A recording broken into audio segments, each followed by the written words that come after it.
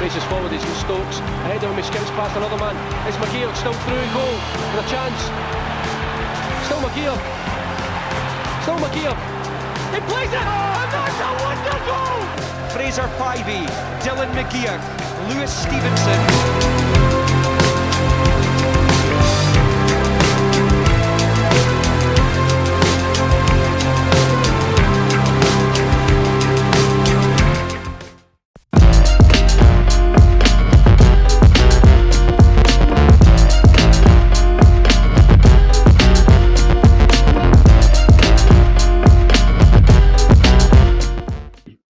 Hello and welcome back to the What the Falk Podcast in association with Viper Goalkeeping. Today's guest is the closest thing Scotland have ever produced to Andrea Pirlo as Aberdeen midfielder. Dylan McGeouch, how you doing? You alright? How you doing? Alright? Yeah, I'm good, thanks. Good intro? Aye. It'll do the job. Aye. Don't know how true that is, but aye, I'll take it. I think kick off straight away with sort of the most recent stuff. We were going to go through your career, as you probably know, but joined Aberdeen in January. How much have you enjoyed your time there, and how's lockdown been for you? Yeah, it's been good. Obviously, I've decided to come back up the road, and Derek McInnes was keen to get me for a few years, so I was happy to come up and work with him, and I knew how desperate it was to get me in, so it's looking good. Getting some more game time that I kind of needed, and obviously we had to shut down with this coronavirus, so it wasn't a good timing really for the football front. But my missus was due just before the lockdown as well, so we had a little girl just the day before lockdown. So it's been tough, but it's been good as well. Obviously, I get to spend a lot of time with the baby and stuff, and help out about the house and that. So it's kept us busy, but obviously tough times as well. And I'm not going to thank you too much because obviously you're saying you've just had a kid there as well, and you've made my missus broody. I'm not going to thank you for that, mate. All right, you've got me in trouble. Yeah, a little bit, mate. Yeah, Derek McInnes, obviously incredibly highly rated. Almost came to Sunderland sort of a year before Jack Ross did, funnily enough. Yeah. But what has he brought to your game sort of over the past 3-4 months? I know it's early days, but what has he brought to your game? I think just kind of belief again. Like obviously at Sunderland near the end, I wasn't really involved much, and you kind of no doubt yourself a wee bit, but you lose the competitiveness, like just training Monday to Friday and not playing. So I think just coming up and feeling a part of things again, just that kind of feeling welcome and feeling now, as I said, but just a part of the kind of the team and stuff like that. You know that you're training towards getting yourself in the team at the weekend. So I think that was kind of key for me, and just a new challenge as well. Obviously things never really worked out at Sunderland, and I was just kind of keen to get back playing and join football again. So I think obviously I never got a lot of time before the shutdown. Obviously we only get maybe a month or two, but in the short time it's been good, and I'm looking forward to the future as well. Talking about obviously your time at Sunderland and stuff like that as well, as you say, did sort of in a way sort of tail off, but you did also move back to Aberdeen, obviously who are a club that can challenge for European football. How much was the thought of getting back into the Scotland squad part of that move as well? Yeah, it was. Obviously I knew when I was at Hibs a few years back that I played well enough to get myself in the squads and stuff like that and get a few games. So I knew obviously if you go to Aberdeen and you do well, they're always up there finishing maybe third the last few years and stuff like that. So you know if you go up there and produce that you find yourself maybe not guaranteed in the squads, but you know you'd be looked at anyway in contention. So hopefully in the future, if I can get myself playing regularly with Aberdeen and playing well, is hopefully get to the standard where I think I can get to, then I can put myself in the kind of in the window where hopefully I can be considered and be looked at. Going back to sort of your childhood then and going back over your career, going all the way forward and all the way back. Born in Glasgow, I believe. Is that correct? Yeah, Glasgow boy, yeah. Which part? Place called Postle Park. Yeah. So it's not far from the city centre. Mm-hmm. So born there and then brought up in Milton, which is just up the road from it, really. So obviously being born in Glasgow, as everyone knows, I lived in Glasgow for almost a decade, only recently moved back, love the place. But it's very much a football-centric place. It's crazy on football. So what are your earliest memories of falling in love with football, I guess? Well, obviously, I was born into a big Celtic family. Obviously, as early as you can kind of run about and stuff like that, walk about, you've always had a ball at your feet, always watching the games, obviously sitting in the house, my dad and his mates and stuff, watching the games, watching the Celtic games and stuff like that. So just obviously always had an interest in football. And I had an older brother as well. He's a few years older than me, and he was involved in football as well. So as far as I can remember, all it was football in our house, either watching it or playing it in the living room or anything out the back. It was just always had a ball at our feet. So it was nothing else for us. It was just all about football in the house. Who was your heroes growing up then? Which sort of midfielders were you watching as you were growing up at Celtic and maybe outside of Celtic as well? Yeah, I wouldn't really say positional wise, but obviously when I was growing up, the main guy when I was old enough to kind of understand football was Henry Larsson. Obviously, he was obviously the top man at Celtic and Martin O'Neill years. So I think he was my idol growing up. When I kind of got to an age where I understood football and watched it more often. So yeah, I would say Henry Larsson, to be honest.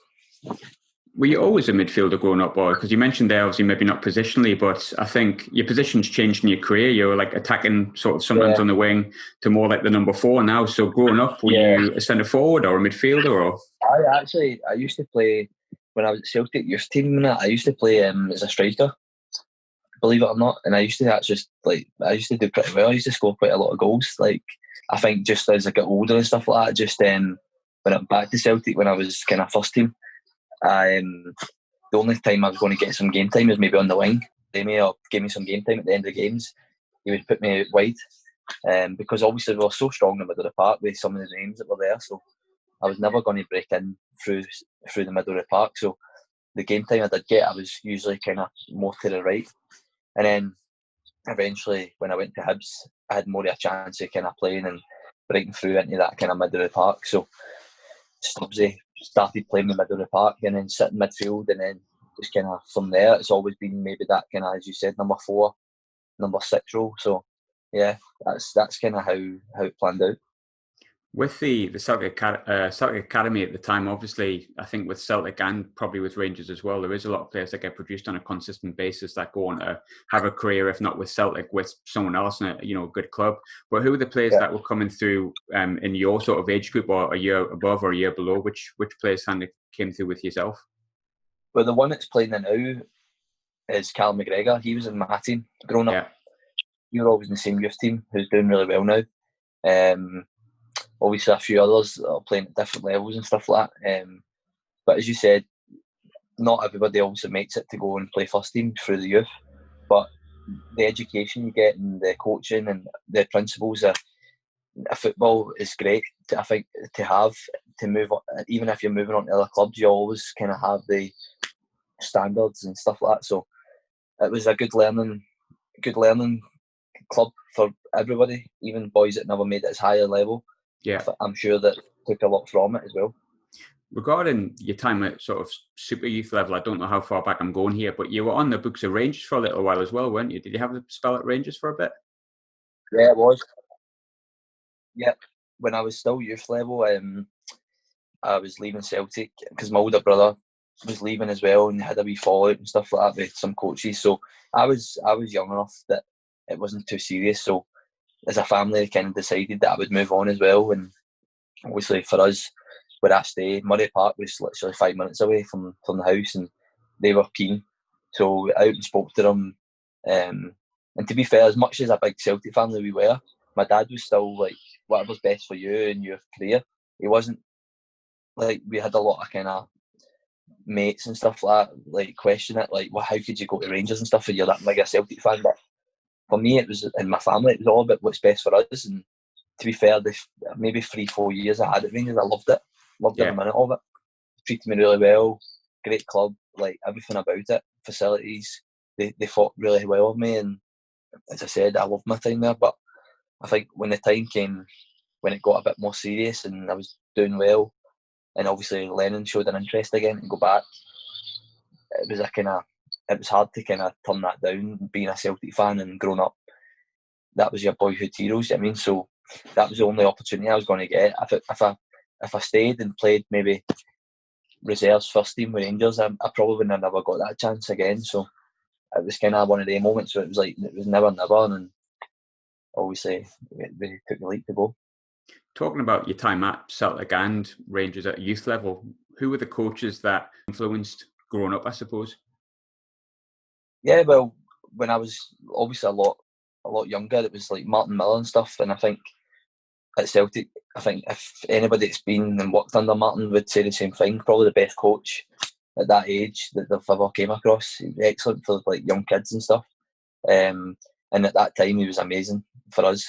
And then as I got a wee bit older, I went to Rangers and stuff, and had like Billy Cutwood and stuff, who was at Rangers, and Ali Dawson and Alec Cleland, who's at St Johnstone now. Yeah, People that played the game at a good level and understood it and were great for us and really kicked on. I think my career kind of really kicked on at Rangers, like when I kind of started making an impression and people kind of watching and stuff. So yeah, they were really good. Talking about your time at Celtic, you talked about Neil Lennon before. You made your Scottish Premiership debut under him. Yeah. What are your memories of your debut and what Neil Lennon said to you sort of before the first game? To be honest, I was on the bench a few times before my first game I got on. Yeah. This week, now because I knew I was close, and I think it was Motherwell away. Yeah. Motherwell away. We were, I think we were winning, but it was maybe 2-1 or 1-0 or something. It was last 10 minutes or something like that, and he shouted me to get ready, and I was like, right, here we go, this is it. And thankfully, my dad and my brother and stuff were at the game at Motherwell, because they knew I was getting closer, and they were at every game to kind of wanted to see it. And then I got on, to be fair, and it was great. It was only maybe 5-10 minutes, but that was enough for me and the family. Like we'd done everything that we wanted, to be honest, as soon as I got on the pitch. And then obviously the week later, my home debut at Parkhead is with the one where I scored the goal and stuff against St Mirren, and it goes on to get goal of the season and stuff like that. So that week was a bit surreal, to be honest, and something I'll never really forget that week, to be honest. I think with that goal, you're right in what you're saying. Obviously, your second game, I think you beat about 4 or 5 players to do it as well. Do you think, if you'd been in the team about 10 to 20 odd games, do you think you would have kind of had the confidence to go on and do that? Or do you think sometimes when you first start, you just think, I'm going to just try it, fresh, raw? It was a wee bit of nerves as well. I think because it was my kind of first game, at Parkhead and stuff, it was I think I kind of got a wee bit scared about making the wrong pass, so I kind of just kept going and going, and before I know it, I'm up near the goal, and I was like, right, I better try to score here. It was kind of, as you said, if I played 20 games or whatever, I probably would have lifted my head and passed the ball and been more relaxed. I think I was just a bit running on adrenaline, really, and thankfully, obviously, it goes in the back of the net, but it was just kind of more instinct more than anything, to be honest. When you score a goal like that, does it heap more pressure on you as a young lad, or do you just not really think about it? You just think that's the kind of start you could dream of. Now it's kind of settle down and plough on.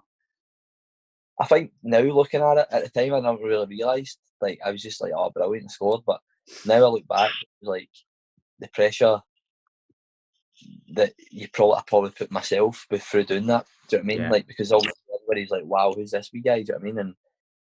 And thinking you can do that all the time. That's the sort of player you are. Do you know what I mean? And obviously you're not going to score goals like that every week. So before knowing it, I've probably put a lot of pressure on myself. But then again, it gave me confidence as well. Do you know what I mean? In the same token. So it's kind of 6.5 a dozen, really. It's just about dealing with that pressure in it and kind of do the best you can.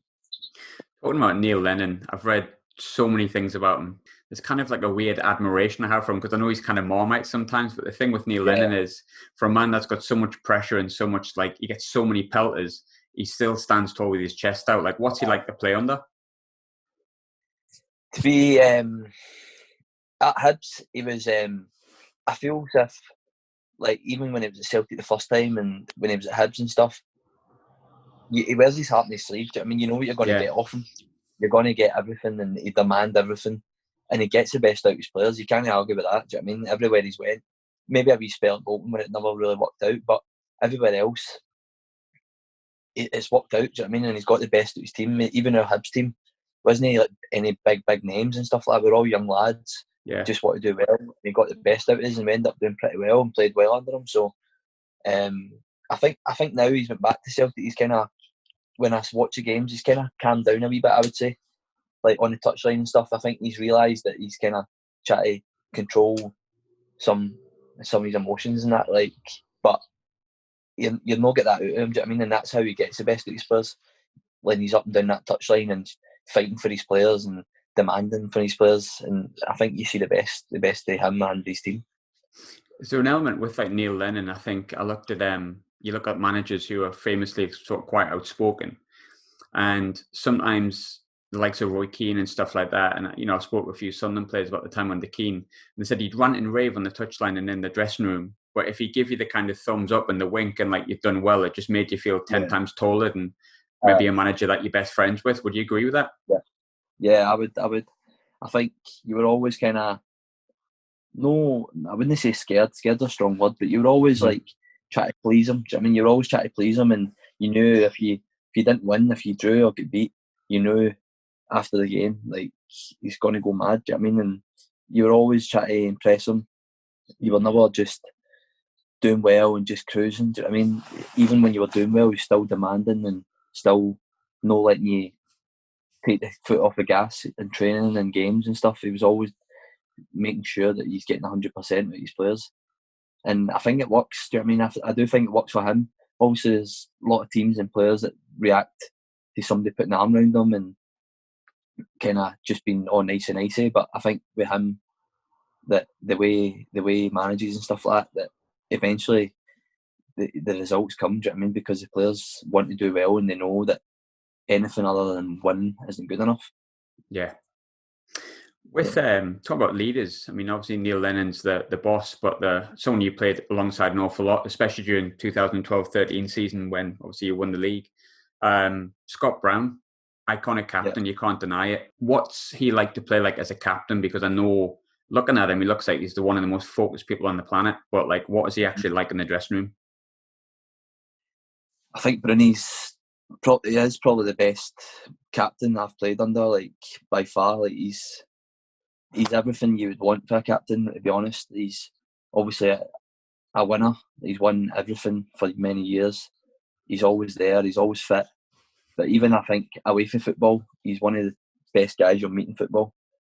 Like, off the pitch, he's like everybody's best mate, always up for a laugh. Everything about him, do you know what I mean? All for the boys. Like, if you need something, you'll go and fight your corner, anything. And I think he's a modern day captain, to be honest. And as you said, he's really focused. You see him before the games on the camera and stuff. It's like a light switch. He's full of carry on before the game, and then it gets to like the warm up and stuff, and that's him. Like, he's in the zone, and you can see it. And he gets the best out of the boys around him as well. And still good mates with Bruni. Still speak to him and stuff like that. And he's a great guy. And he's doing really well. He's played for X amount of years at the top level. So it's credit to him as a guy and a player. As a player that's a few years younger, obviously you're friends with him now and you've known him numerous years, but is he the kind of captain or the kind of person that you can still go to, maybe say when times were getting tough at Sunderland, you could go to for advice and things like that still? Easy. If I picked up the phone, he would always answer. Do you know what I mean? He's one of the guys. He's, as I said, he's a top guy, and he's not one of, now once you leave a club that you no speak to you again and stuff like that. Like, still come in contact with each other and that.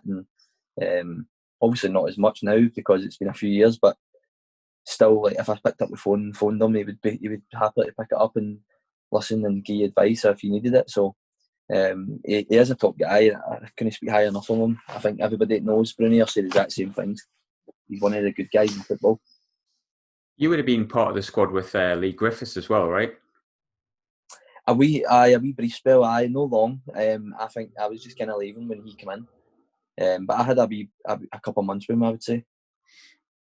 Obviously a great striker, and I think over lockdown, one thing that's kind of kept me entertained, and I don't even like TikTok, but it's Lee Griffiths' TikToks, because he just seems like a great character. Short amount of time that you were with him, but how much fun is he to have in the dressing room as opposed to maybe the opposite of Brownie and that kind of the joker, the fun guy? He is. Obviously, I didn't spend a lot of time with him, and it was when he just kind of came to Celtic. So I wouldn't say he was as buried in. Do you know what I mean? He was still kind of a new signing and stuff. But you could see, obviously, I was at Hibs and stuff like that, so I know kind of his mates and stuff through in Edinburgh where he's from. So I've came across him a good few times, and you can see his character. Do you know what I mean? He's bubbly and he's always up to something. And obviously I follow him on Instagram and stuff like that, and his TikToks have been great, keeping us entertained. But he's obviously a top player as well, and he's hopefully can get back to that level where he was at a few years ago. Yeah, I'm sure he will. I think just before lockdown it was starting to come back, wasn't it? I think you touched on Hibs a little bit there, and I think if we're honest with each other, that was kind of where your career really began to flourish when you first went for the loan spell and then obviously moved permanently. Alan Stubbs potentially hasn't had the best time recently with like St Mirren and Rotherham and stuff like that, but obviously held in really high regard at Hibs, and he built a really good team with people like Cummings, yourself, John McGinn. How much did you enjoy playing under Alan Stubbs? Yeah, I loved it, to be fair. That was my first kind of spell of playing regularly. Obviously, I was at Celtic, I was kind of in and out of the team, wee bits in end of games and stuff like that, 15 minutes here and there. But when I went to Hibs on loan, it was my first taste of proper football, now first team football. And he loved me, to be fair. He played me every time, every game I was fit and stuff like that, he played me, and we're successful. Do you know what I mean? We ended up going on to win the Scottish Cup, which for a Hibs fan was the biggest thing for them, and made great memories. And yeah, Stubbsy, it was great. It was great with all of us, to be fair. He was one of the boys. It was like, I remember like some nights out and stuff like that, he'd turn up and we'd have a few beers and stuff like that with the manager, and it wasn't awkward. Now sometimes managers are there, it's a bit awkward and stuff. It was just like, he was just one of the guys, and the boys wanted to do well for him and themselves. So yeah, he was great for us at Hibs, to be fair. Talking about your time at Hibs, how important was your role in being the DJ with Grado and Comdog as he came to know? That was legendary. That basically the whole thing behind that was, I've got a few mates with Glasgow who are a bit off their heads a wee bit, right? They love a drink and mad nights out and stuff. So they'd been to a few shows, Grado, but he was only small back then. Like, he was only doing like kind of community halls and stuff like that. It was quite small, but they would go and have a laugh. So I showed Cummings before. I was like, oh, this guy from Glasgow, he's a wrestler. He comes out to this song and all that, right? So he was loving it. Cummings was loving it, and we'd watch some of his videos and that. And then we found out one day that he was coming in. So we're like, oh, no way. But the funny thing was, Cummings missed training that day with a bad back. Like, he had a sore back, so he wasn't training. So, and I was indoors for something, and then we found out he was out training. So when he came in, I said to him, I went, go and get your slips and that on, and have a wrestle with him for a laugh. So next minute, you've seen the video, obviously. Yeah. The theme song on, and Grado's sitting having his lunch, Lennon and all that, all the players, and the two of them start having a wrestling match. And you can see at the end, Cummings has got him in between his legs, lifting him up, puts him over his head, and he missed training that day with a bad back. So I was honestly, you couldn't make it up. But that's kind of some Cummings up, to be fair, as well. Like, always up for a laugh, and it's good for the dressing room. Yeah, I was going to say, like, Cummings seems like, although his career's been around a little bit and he maybe hasn't reached the heights of what I suppose he would maybe personally hopes recently, he's still young and whatnot, that can change, but his character just seems like completely infectious. How much fun is he to have in the dressing room? He's great. Obviously, if you heard stories and that about him, I can see why people maybe like say some bad stuff and that about him. Like, but if you actually get to know him as a person, he's harmless. He's just always wanting to have a laugh. Do you know what I mean? And sometimes I might get involved with some wrong people, get involved in some stuff that he probably shouldn't have been doing. But more often than not, everything he's doing is harmless, and he's always up for a laugh and just want to make the boys laugh. Do you know what I mean? And enjoy himself. So yeah, I still speak to him regularly as well. Cummings, and great guy, and as I said, he was always up for a laugh, and he was harmless. Sort of back onto the pitch, I suppose the biggest thing about your time at Hibs, and we've sort of touched on it a little bit already, but the cup win, great game that I remember quite well. Obviously, you win it right at the end with David Gray scoring the header. Probably the biggest moment in Hibernian's recent history, but what are your memories of the day itself? So it was the anniversary, wasn't it? Just obviously in May there. Yeah. And I think Stubbsy put a tweet out, I don't know if you've seen it, but saying about So the week before, I tweaked my groin. The week before, so I was like, I majored out the whole week leading up to the game, and it was touch and go if I was going to make it or not. But obviously, I was desperate to play, and Stubbsy spoke to me in the morning. He said, "How are you?" and stuff, and I said, "Well, I feel okay, but it's one of the things where I could do it in the warm up and have to like make a sub, or I could play 90 minutes and be fine." Do you know what I mean? It was just like at that time I was having problems with my groins, so it was touch and go really. And I said, I don't want to be making a sub after 10 minutes. Do you know what I mean? And it causes harm to the team. So I'd rather you make the decision. Do you know what I mean? And you can stick by it. Do you know what I mean? If you want to take the chance. And thankfully he did, and he started me. Do you know what I mean? And I got through the game all right, and I played the full game. So that is something like I look back on. I was like buzzing that he stuck by me and he trusted in me, and I kind of got through the game. Do you know what I mean? To be part of that day. But that's something that always sticks in my head when I think back to that day. But and then obviously like the goal and the way the game went and the celebrations after and heading back through Edinburgh and stuff like that. It's just memories that'll live with you forever, I think. Did you ever feel like, with like say 10 minutes to go, did you ever feel like the game was slipping away from you or anything like that? Or did you always feel like you were going to get back into it? Because Stokesy was on fire that day, wasn't he? Aye, it was. Stokesy was unplayable, to be fair. But to be fair, the Rangers were a good team, like good possession team and stuff like that. They passed the ball well.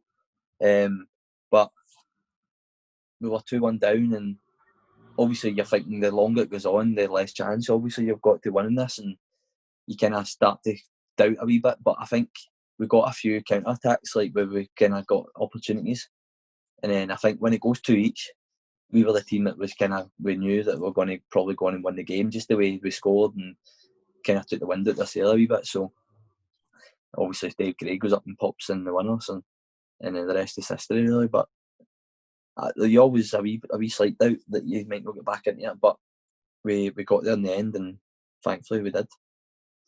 Talking about the Hibs team at that time, you know, you look through the players and it's no real surprise that Hibs went into the Scottish Premiership and handled it fine, despite the fact they had like 3 years or so in the Championship. But the standout name, if we're completely honest with each other, is most definitely your midfield partner, John McGinn. Someone that I rated highly for years, but I didn't think he was as good as he actually was. But could you always tell he was going to go right to the top playing alongside him? Yeah, obviously John done excellent since he was down the road, and the thing is, like, you don't know how well somebody's going to do until they actually go and do it. It's all right saying, especially when I think they moved down to England, do you know what I mean? Like, the way they see it is like, he's done well in Scotland, but can he do it down here? So it's always like, you think, can he? Do you know what I mean? But playing beside him, you knew he's got the attributes that he could go and do well, do you know what I mean? And then the rest was up to him, really. And to be fair, he got his opportunity and he's grasped it with both hands. Done really well. But yeah, obviously we had a great partnership and relationship as well as mates. Like, we still speak regularly, and we shared a flat together when we were at Hibs, and just that we were just, as I said, that dressing room at Hibs, we were all just mates. Do you know what I mean? And there was no big time Charlies, there was nobody on crazy amounts of money. It was just, everything was just about wanting to do well for each other and ourselves and the team. So it was a great time, and obviously we knew John was doing excellent, do you know what I mean? And he's kicked on again and done really well. Talking about that time you had at Hibs as well, I mean, I remember it really well, obviously, because I was living in Scotland at the time, and I think it was almost like the Scottish Premiership wasn't as exciting as the Scottish Championship, because you had like Hibs, you had Hearts, you had Rangers. You know, around that time, do you feel like it was almost more competitive in the Championship than it was sort of the Premiership at that point? I think so, I think obviously Celtic were still going and winning the league, and Aberdeen were challenging them, but they were still winning the league with, near the end, like maybe like 15 to 20 points. I mean, so as I said, it wasn't maybe as competitive near the end. Whereas when we were kind of going near the end in the Championship, you still had, I think Hearts, to be fair, ran away with it a wee bit, but you still had the derbies and stuff that everybody loved. Yeah. And then Hibs and Rangers was a big match. Hearts and Rangers was a big match. And then when we all the games, I mean, were big, as you said, all going for that league. So it was, and then obviously the playoff system as well with us and the Rangers, and then all that kind of stuff. So it was a good time for the Championship, and then obviously we all get promoted the one year after the other. But it was an exciting time, really. Yeah, it really was. I think I used to tune into the Championship games ahead of the SPL games at the time. It was a cracking time. Good to watch. It was. It really was. As it was, like you said yourself, you did get promoted back to the Premiership with Hibs. You played consistently in the first season back in the Premiership with them. I think you won Player of the Year. Correct me if I'm wrong. But then 2018, you moved to my club. You moved to Sunderland. What made you choose Sunderland? Because you were in big demand at that point. Championship clubs were chasing you as well, as far as I'm aware. I think, as you said, I had a good season at Hibs and won the Player of the Year and stuff like that, and got in Team of the Year for Scotland and all that kind of stuff, and made my debut with Scotland and Mexico and stuff. So it was great. It was a great season I had, and then really just kind of sat down with my agent and just went through a few different options and stuff. And Jack Ross was really keen. He just obviously took the job, and he was just like, come down and see the place, do you know what I mean, and speak to me and stuff. So me and my agent went down, and to be fair, as soon as we seen the facilities and the stadium and the size of the club, do you know what I mean, we were like, this feels good. And I think everybody was optimistic about if we can get this club back up that year, playing with Sunderland in the Championship would probably topple anybody else in the Championship, really, like the size of the club, do you know what I mean? So really I had my eyes set on the year two as well after that. So that was kind of a major thing for me, like going there. If we can get this club back up a level and then go again, do you know what I mean? It potentially could go again, do you know what I mean?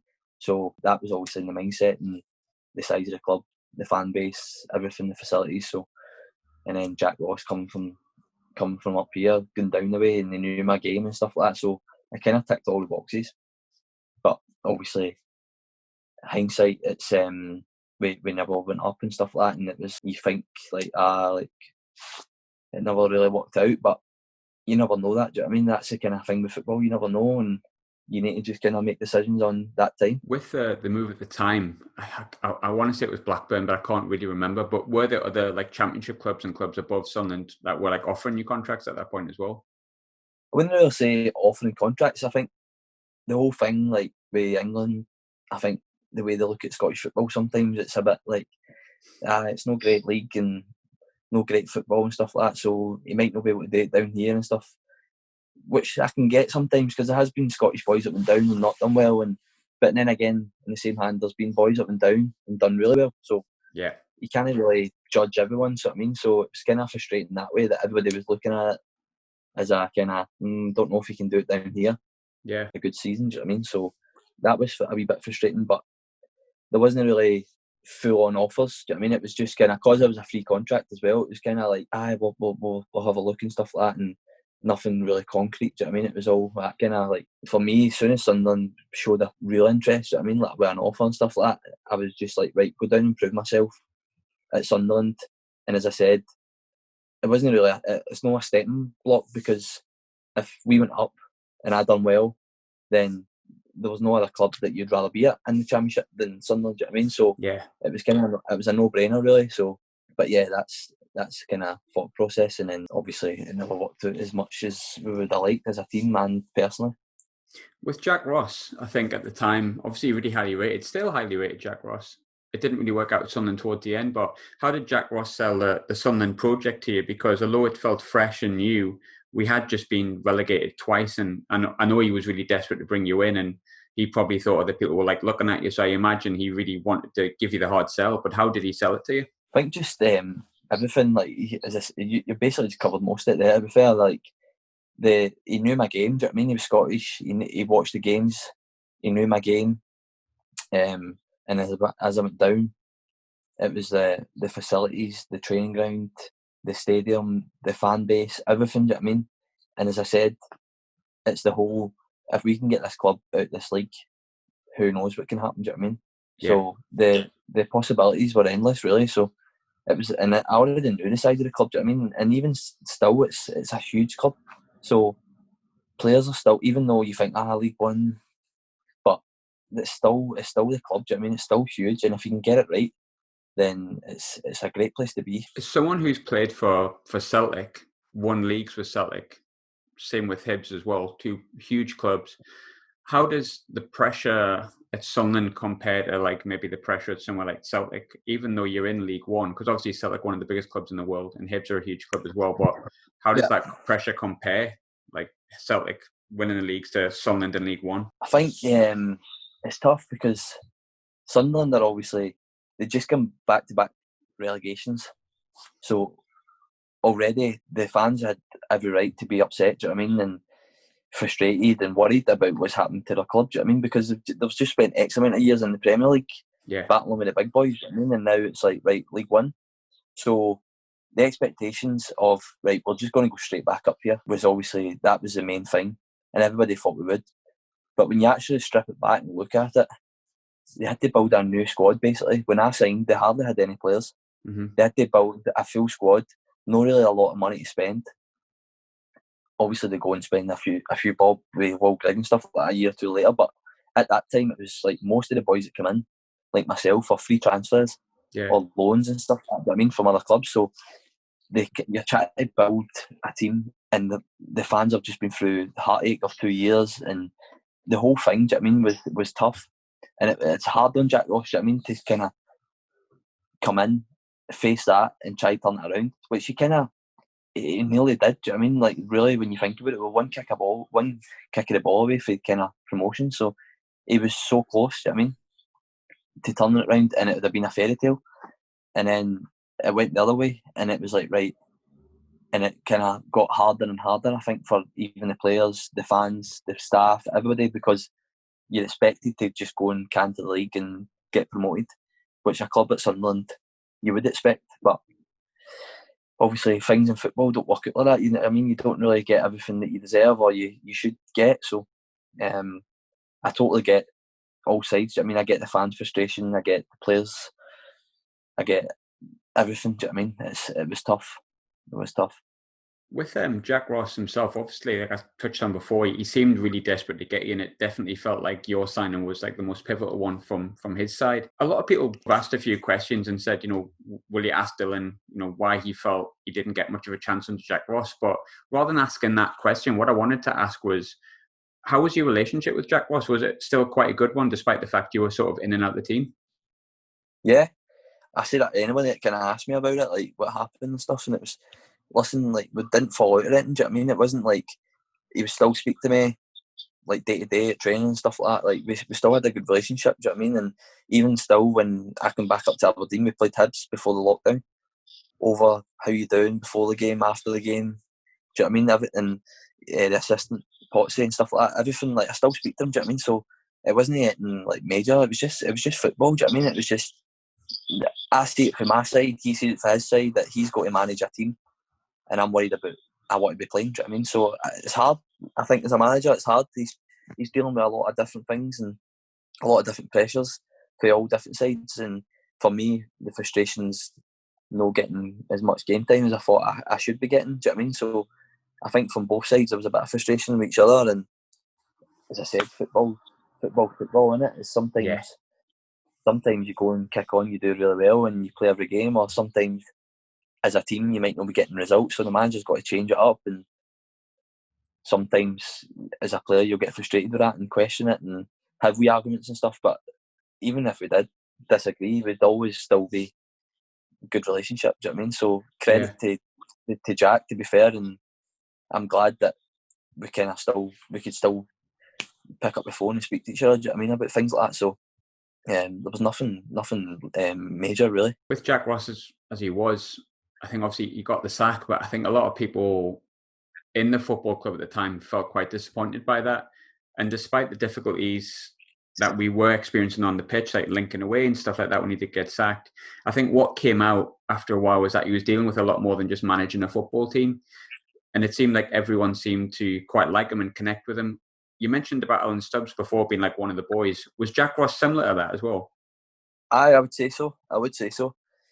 As I said, he had a good relationship with everyone, even like boys that won the playing, which is hard because boys are frustrated, do you know what I mean? And it can kind of cause a wee bit of friction and stuff. But like myself and stuff like that, I still had a good relationship. Obviously, I'd rather be playing more often than not, but you still had a good relationship with everybody, I would say. And I think staff as well. I think that was a major part of his his coaching as well and about the place was they were all one. Do you know what I mean? He knew everybody's names about the place, to the top to the bottom. Do you know what I mean? He would always welcome everybody and make them feel part of things. And I think they appreciated that. And as you said, that's why probably quite a lot of people were maybe a wee bit upset when he got sacked. So yeah, as again, it's football, and Jack will probably tell you that. That's just what happens in football. Do you know what I mean? And you do what you can, and if it works, it works. If it doesn't, it doesn't. And you move on. And as I said, he's moved on to Hibs and he's done pretty well. So it's just a part of football, really, isn't it? Yeah, absolutely. Looking at the players you played alongside, obviously you played alongside Max Power, Cattermole, George Honeyman, Ledbetter, and latterly George Dobson. Personally, I thought you played the best with George Honeyman, but that's just my opinion. Who did you think you played best with? It's hard. Obviously, it's just depending on results and stuff, isn't it? Like, I think me and Max played a few times together in the cup games, I think, against like Sheffield United and kind of teams like that, Burnley and stuff. Yeah. And we done well. Do you know what I mean? So it's like they were kind of big games that you remember. But I played with Grant. I think we're all good players. Do you know what I mean? But we're all similar. We're all comfy on the ball. Do you know what I mean? And want to get the ball down and pass it. Do you know what I mean? And I think we would play well. I think that was one of the kind of, no problems, but that was maybe one of the kind of headaches the manager had, that we were all good players. Do you know what I mean? And it was trying to think who's best with who. Do you know what I mean? And chopping and changing. And as you said, if you maybe don't get a good result, it's like, right, 2 out, 2 in. Do you know what I mean? It was like, it's hard, do you know what I mean, for a manager to get the right fit. And then you would go on a wee run for a few weeks and do well, and then maybe get a bad result. And then it was like, right, we'll try this and that. Do you know what I mean? And different formations and stuff like that. So it was difficult, but I couldn't really say I preferred to play with a certain player. Do you know what I mean? I was just kind of, when I got my chance to play, I just wanted to do as well as I could, and hopefully the team done well and got the results. Probably jumping too far ahead here, and I will jump back. But when Parkinson came in, I think Jack Ross liked to play football a bit, and I think very much, you are a footballer, and I don't want to criticise Parkinson, but he is a different style of footballer, Jack Ross.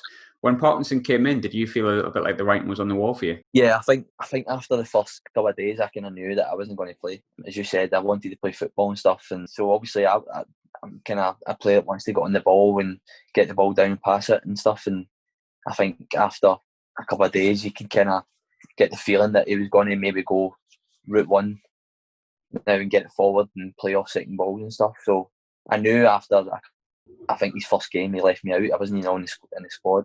Yeah. Because he went against Wickham, I think it was, and I just kind of knew for then that it wasn't going to work out. I think his previous teams that he's done well with, that's the kind of style he played. I think it was Bolton maybe, that he just kind of got it forward and played off it. So I knew that it wasn't going to suit me, to be honest. Yeah. In terms of when Jack Ross went, and we went through that really horrible period of time where I think we won like 2-13, how difficult was that period? Because I remember you didn't really get a chance during that time either. I think the Scunthorpe game you came in, but in generally you stuck with a team that didn't include yourself, and we were losing game after game after game. Was that quite annoying that you weren't like getting the chance? I wouldn't say no getting the chance, because I had enough opportunities, do you know what I mean, to kind of keep my place. I think a lot of other things come into it, do you know what I mean? Like, I had a wee niggle or two here and there at the kind of maybe the wrong periods when I was just starting to do well, do you know what I mean? So I always be fair that way and take it responsibility myself, do you know what I mean, that I could have done a bit better. But then obviously I think there's times where I feel I could have stayed in the team. Now I'm given another chance if we did get a bad result, but I get took out, and maybe I thought that was unfair. But that's the manager's call, do you know what I mean? That's why he's there, and you can't really criticise him for that. But as a player, you're frustrated with that. So I think I can look at some situations where I felt like that was the case, but then a lot of times where I had the opportunity, do you know what I mean, and maybe never took it as much as I should have.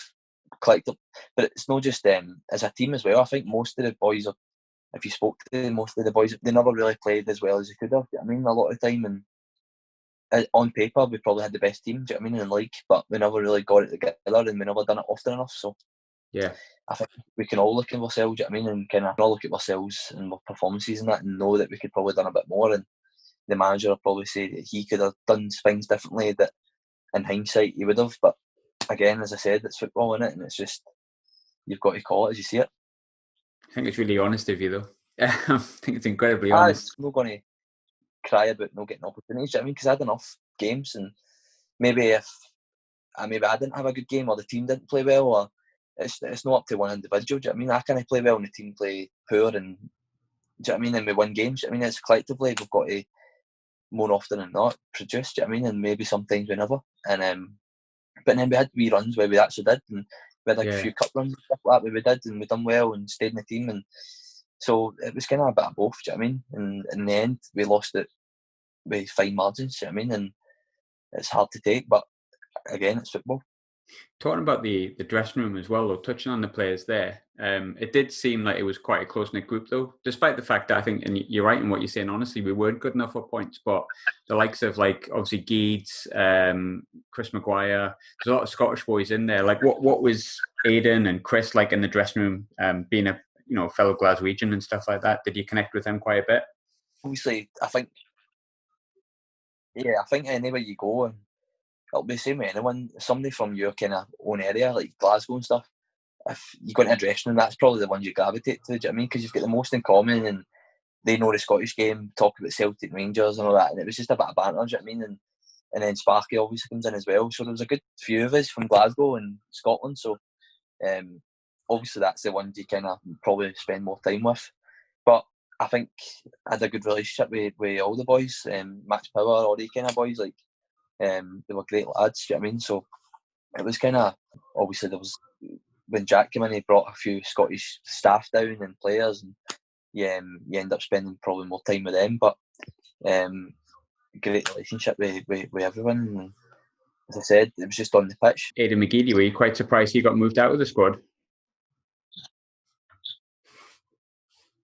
Yeah, I think, I don't know exactly what happened, to be honest. It was just, I don't know. It was just like one day, it was just like, right, he's not here anymore, and you don't really want to ask too many questions. I mean, because then I wasn't playing much either myself, so I kind of knew I was going to eventually leave as well. So it was up to Aidan to deal with that. Do you know what I mean? And what was going on. So I don't think anything major happened, to be honest. I think it was just a decision that was made that was what was going to happen, and maybe the players kind of knew that anything or know of anything major that happened. Do you know what I mean?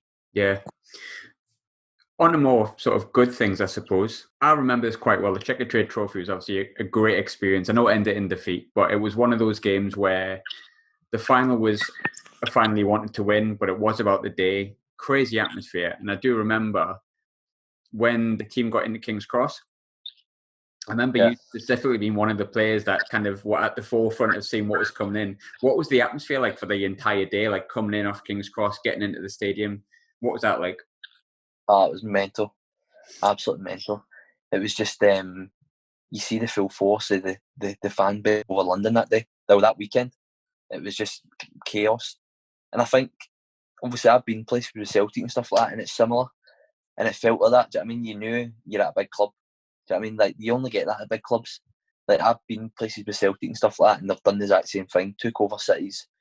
As soon as you arrive, they follow the bus and all that, and it's mental. And that weekend was the exact same. The whole way down, you could feel the atmosphere. Do you know what I mean? You could just feel it getting to the stadium and stuff like that, and the buzz about the place. And as you said, it ends in Harcourt, but the whole situation was, the whole weekend was phenomenal. And again, it's memories that you'll live forever. Do you know what I mean? You're taking your career, and glad that you got to experience it. Yeah.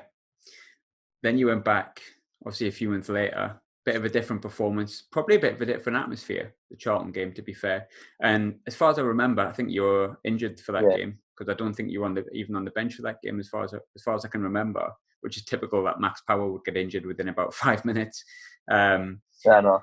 But I'm guessing you were probably in the dressing room with the team at that time. What was the mood like in the dressing room after that game? After the game, I actually wasn't injured. I just wasn't in the squad. But the Max obviously gets injured in the first couple of minutes. First minute, probably, I would say, wasn't it? I think it was the first minute. Really early. Yeah. But I think the whole day was just like a blur, really, to be honest, because everybody's thinking, right, we're going to go to penalties here or whatever. The ball hits the back of the net. Do you know what I mean? And in a second, it was that was it. Do you know what I mean? It was done. Like, it was more like a shock. Do you know what I mean? Like, you just weren't expecting it.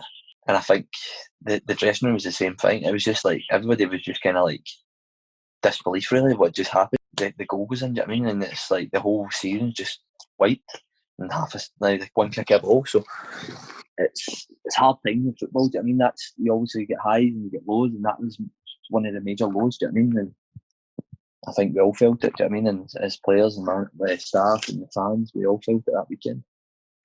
Who was like the first to speak? Because obviously I imagine it was a quiet dressing room for a while, but who was the first one to speak? I think it was the manager. I think Jack Ross. I can't remember too much. As I said, it was just like you were a bit like shocked. Do you know what I mean? Like what just happened. Like I think manager spoke to us about the season and how we're going to need to pick ourselves back up in that and learn from it, and the feeling that we had now that we need to remember that and hopefully not happen again. Do you know what I mean? That kind of thing. But it's hard to say anything in these kind of times. Do you know what I mean? Like you're speaking about emotions and anything. So, and as players, it's hard to take in as well because you're just that devastated with what just happened. So it's kind of, you're not really listening properly. But yeah, it was a hard time, and it was a hard one to take. Got two more for you. Last one on Sunderland. Yeah. I don't like ending on negatives. What was your favourite memory from your time at Sunderland? What do you take as kind of like the best thing that happened? I think obviously the trips to Wembley were excellent. I think that was a major positive for me being there. I think that was great. But obviously learning a lot about myself and moving down to England, do you know what I mean? And that kind of experience, and I take a lot from that as well, do you know what I mean? And you can sometimes take a lot of positives from a negative, do you know what I mean? Like maybe didn't work out as great, but I take a lot from it, do you know what I mean? That moving forward. So again, it was a good learning curve, and a great experience. Like it wasn't all negative, do you know what I mean? It was all a lot of good times, do you know what I mean? Good people, getting to play in Stadium of Light and getting to Wembley's and stuff like that, do you know what I mean? Playing a lot of big teams and good memories with good people. So I would say I've got a lot more highs and lows, to be honest. Yeah. Regarding, obviously, you're now back. You've obviously got a little one that's just came into the world. You're settled up. You've gone back to Aberdeen. You've gone back to the Scottish Premiership. Aberdeen are a huge club that can challenge for Europe and the title every single season. Yeah. Let's not deny that. What are your hopes for the future of Aberdeen and yourself as part of that? I think we were disappointed. Obviously, the league finished early because I think we felt as if we had an opportunity to finish third. Yeah. We were disappointed with that. But I think that the club's been up there third for the last how many years, so I think that's our main priority. And obviously we've got a chance to get Europe as well, so I think European football for this club would be excellent. So as I said, I didn't have a lot of time playing wise before the lockdown, so really I think hopefully when it starts back I can really kick on, and that'll be the start of my kind of Aberdeen career. Showed me glimpses here and there. Maybe the last game, probably my best game against Hibs. Yeah. I would say. So hopefully that's the kind of wee glimpse that I've shown people that I can do, and hopefully I can get back to that standard again when we open back up. And as I said, successful time at Hibs and stuff like that when I played regularly. So hopefully I can do the same at Aberdeen and be successful and hopefully bring a trophy or two to this club that we should be aiming for. Perfect. Dylan, thanks very much. Appreciate it, mate. No problem at all. Cheers.